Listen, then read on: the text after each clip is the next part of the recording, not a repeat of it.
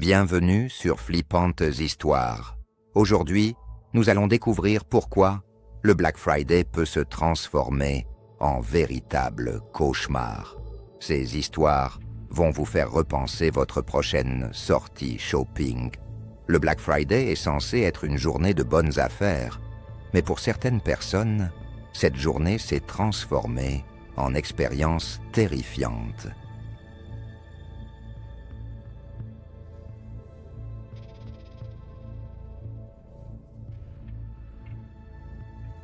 Il y a quelques années, une jeune femme avait décidé de faire ses achats de Noël en avance. Elle voulait profiter des promotions exceptionnelles du Black Friday. Son plan était simple: visiter Target, Walmart et Best Buy dans la même soirée. Elle était partie seule vers 22 heures. Après le dîner de Thanksgiving en famille, arrivée chez Target, elle remarque immédiatement la foule immense qui se presse dans les rayons. Au milieu de cette cohue, un détail attire son attention. Un homme avec une coiffure mohawk très haute et voyante. Il était difficile de le rater. Cette coiffure punk se démarquait vraiment dans la foule. Elle termine ses achats chez Target et se rend ensuite chez Walmart. La surprise: le même homme au mohawk se trouve également dans ce magasin. Elle se dit que c'est une simple coïncidence. Après tout, il y a plusieurs magasins dans la zone commerciale. Puis elle arrive chez Best Buy et là, rebelote, l'homme au mohawk est encore présent. Cette fois, elle commence à avoir des soupçons. Quand elle regarde dans sa direction, l'homme détourne rapidement le regard et disparaît dans la foule. Elle décide de tester ses soupçons en se déplaçant vers la section électroménager, moins fréquentée. En moins d'une minute, l'homme au mohawk apparaît dans la même section. Il ne semble pas accompagné et reste là, immobile, sans vraiment regarder les produits, avant de continuer cette histoire glaçante. Si vous appréciez ce type de contenu, n'hésitez pas à vous abonner à Flippantes Histoires et à activer la cloche de notification. Vous ne manquerez ainsi aucune de nos prochaines histoires troublantes qui vous feront frissonner. La jeune femme comprend qu'elle est suivie depuis le début de la soirée.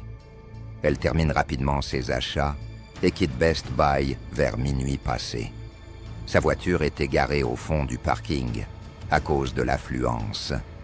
À mi-chemin vers son véhicule, elle jette un coup d'œil par-dessus son épaule. L'homme au mohawk sort du magasin à son tour. Elle accélère le pas, atteint sa voiture et verrouille immédiatement les portières.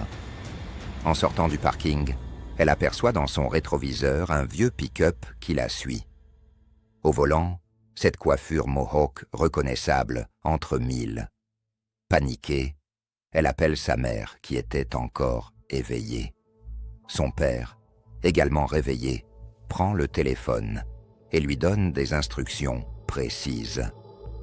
Ne rentre pas à la maison, va dans le quartier de Oakwood et roule en rond. Il ajoute qu'il prend sa voiture et arrive immédiatement. 10 minutes plus tard, son père arrive et se place derrière le pick-up.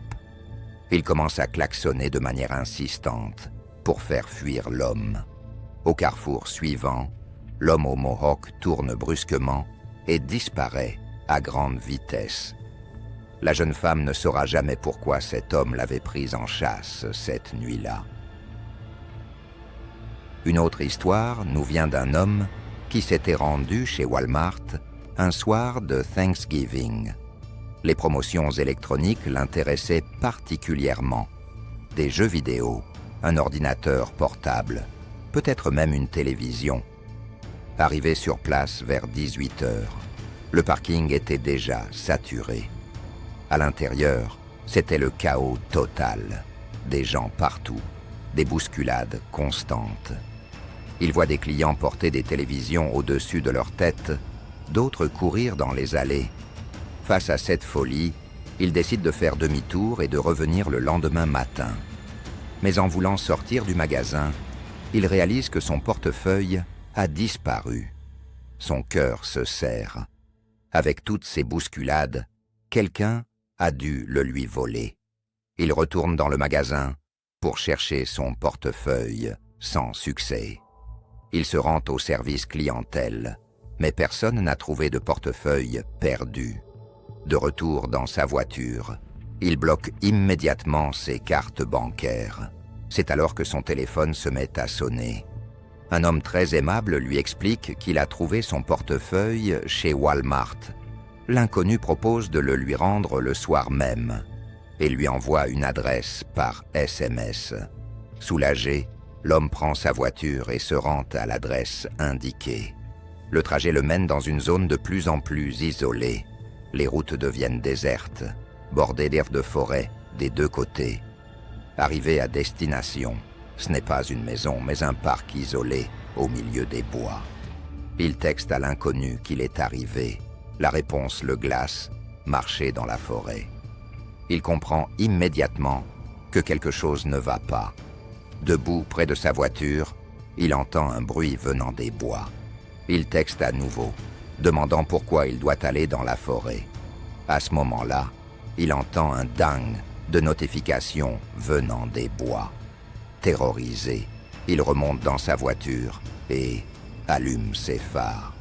Les faisceaux lumineux révèlent un homme qu'il observe depuis derrière un arbre. L'inconnu se cache immédiatement derrière le tronc. L'homme démarre en trombe et rentre chez lui à toute vitesse. Il ne récupérera jamais son portefeuille, mais au moins, il a gardé la vie sauve. Une troisième histoire nous vient d'un ancien employé de Target. Il avait 18 ans et travaillait là depuis 6 mois quand arrive son premier Black Friday. Le magasin ouvrait à 18h le soir de Thanksgiving. Quand il arrive au travail, une longue file d'attente s'était déjà formée dehors. À l'intérieur, tous les employés étaient présents, même ceux qu'il ne connaissait pas. Il y avait des travailleurs saisonniers et des employés d'autres créneaux horaires. Quand les portes s'ouvrent, la ruée commence immédiatement. Après quelques heures de travail intense, il réorganise les rayons au fond du magasin. Un employé qu'il ne connaît pas s'approche de lui. Son badge indique Michael et il porte l'uniforme Target réglementaire. Michael lui explique qu'il est à nouveau et a besoin d'aide pour gérer une situation. Il accepte de l'aider et suit Michael vers l'arrière du magasin. Ils passent par une porte menant aux réserves, puis vers une sortie de service. Une fois à l'extérieur, Michael lui montre une voiture noire garée près du magasin. 2 hommes costauds sortent du véhicule, portant des chapeaux et des lunettes de soleil. Michael l'attrape soudainement par les bras et le pousse vers la voiture. Monte dans la voiture, lui ordonne Michael. Réalisant le danger, le jeune homme se débat et crie à l'aide. Il donne un coup de pied dans le tibia de Michael, qui le lâche. Les 2 autres hommes se précipitent vers lui. Il court vers la porte de service, mais elle est verrouillée de l'extérieur. Il contourne le bâtiment en sprintant vers l'entrée principale. Les 3 hommes le poursuivent, mais ils commencent à perdre du terrain. Arrivé au parking, il court vers une voiture qui circule et crie à l'aide. Les 3 hommes s'arrêtent, ne voulant pas agir devant témoins. Ils demandent au conducteur d'appeler la police. Les ravisseurs comprennent qu'ils sont grillés et prennent la fuite. La police arrive rapidement, mais les hommes ont disparu. Michael n'était même pas un vrai employé. Il avait juste trouvé un uniforme et un badge. Une employée d'un magasin de vêtements nous raconte sa mésaventure de l'année dernière. Elle travaillait depuis 5 heures du matin, ce Black Friday.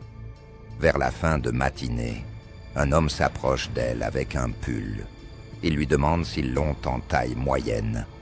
Elle lui montre les pulls disponibles, mais l'homme ne s'y intéresse pas vraiment. À la place, Il commence à lui poser des questions personnelles. Il veut savoir si elle est célibataire, à quelle heure elle termine. Cet homme grand, mince et chauve la met très mal à l'aise. Elle reste professionnelle et l'homme finit par s'éloigner. Mais elle le remarque, qui continue de l'observer à distance.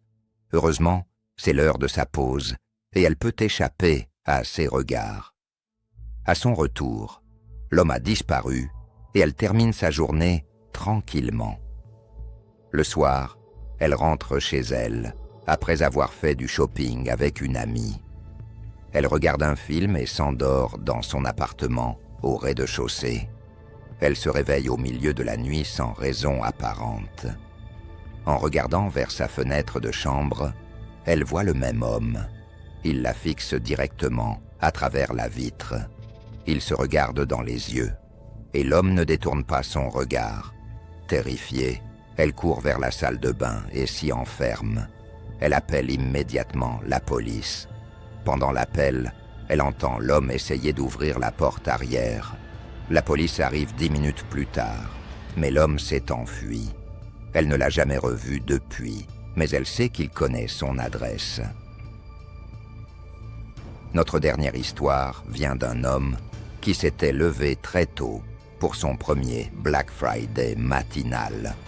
Il voulait acheter une télévision en promotion chez Walmart. Arrivé à 5 heures du matin, il trouve une longue file d'attente. Il réussit à entrer rapidement et trouve la télévision qu'il cherchait. Après avoir payé, il retourne vers sa voiture avec son chariot. À 15 mètres de son véhicule, il voit un homme allongé par terre avec des béquilles. L'homme semble être tombé et une de ses béquilles est à plusieurs mètres.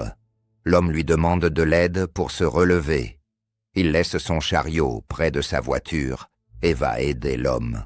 Au moment où il tend la main, il entend un bruit derrière lui. Quelqu'un vole son chariot avec sa télévision et court vers une voiture.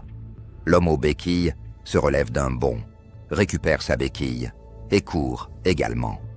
Les deux complices montent dans un SUV qui les attend, moteur tournant. Ils démarrent en trombe avec la télévision volée. Heureusement, Walmart a accepté de lui donner une autre télévision gratuitement. Ces histoires nous rappellent que le Black Friday peut cacher des dangers insoupçonnés. Entre les suiveurs, les pickpockets, les tentatives d'enlèvement et les arnaques, la prudence est de mise. La frénésie des bonnes affaires peut malheureusement attirer des individus mal intentionnés. Il est important de rester vigilant et de ne jamais partir seul faire ses achats tard le soir. Dites-nous en commentaire, avez-vous déjà vécu une expérience troublante pendant vos achats du Black Friday? N'oubliez pas de vous abonner pour plus d'histoires qui glacent le sang. À très bientôt.